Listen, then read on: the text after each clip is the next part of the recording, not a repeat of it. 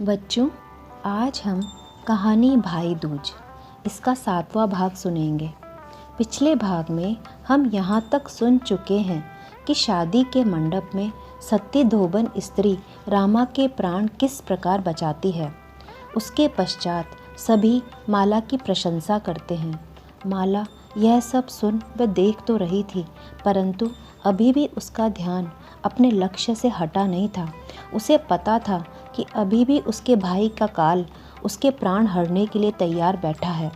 उधर विवाह संपन्न होने के पश्चात सभी बाराती दूल्हा दुल्हन को लेकर वापस अपने गांव आ जाते हैं और गांव वाले नई दुल्हन के स्वागत की तैयारी करने लगते हैं।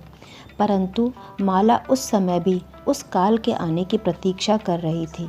तभी जब नवविवाहित जोड़े का कमरा सजाया जाता है तो माला कहती है, मेरे लिए भी सजावट करो, ऐसा कमरा मेरे लिए भी तैयार करो। तब सभी उसकी जिद के आगे एक निर्णय लेते हैं और उसी कमरे में बीच में पर्दा डालकर कमरे को 2 भागों में बांट देते हैं।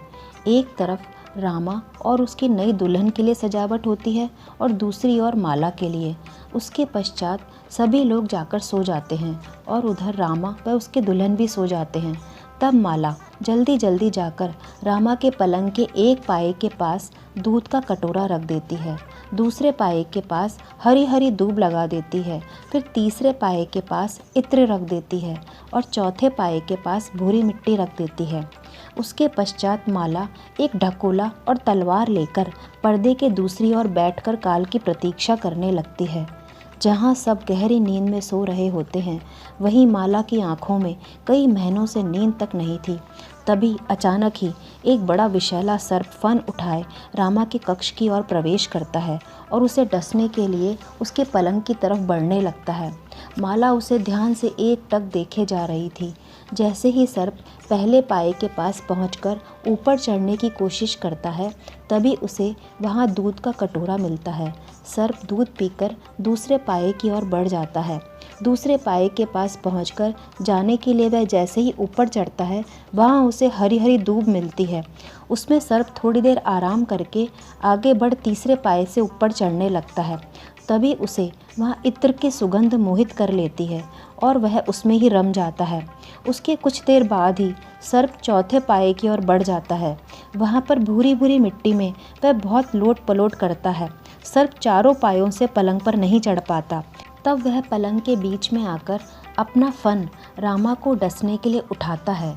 इतना होने पर भी जब सर्प वापस नहीं जाता, तब माला जो तलवार व ढकोला लेकर बैठी थी, तलवार के एक ही वार से उस सर्प के 2 टुकड़े कर देती है और उसे ढकोले से ढककर निश्चिंत होकर जाकर सो जाती है। वह जानती थी कि अब उसका भाई सुरक्षित है। उसी समय दूसरी ओर उसकी माँ सभी मेहमानों को रात में ही विदा कर देती है। वह सोचती है कि सुबह उठकर माला फिर से कोई नया तमाशा करे, उससे पहले ही इन सभी को विदा कर दूं। सभी मेहमान अपने अपने घर की ओर चले जाते हैं। तत्पश्चात सुबह प्रातः ही जब माला उठती है तो देखती है कि घर में सिर्फ उसकी माँ है और भाई भाभी सो रहे हैं। तो वह अपनी माँ से कहती है, माँ, सारे मेहमान कहाँ गए? उसकी माँ माला को बताती है कि वो सब अपने अपने घर चले गए। तो माला बहुत क्रोधित हो जाती है। बच्चों, आगे की कहानी अंतिम भाग में सुनेंगे और जानेंगे कि आगे क्या होगा और क्या माला अपने घर अपने बच्चों के पास वापस जा पाएगी।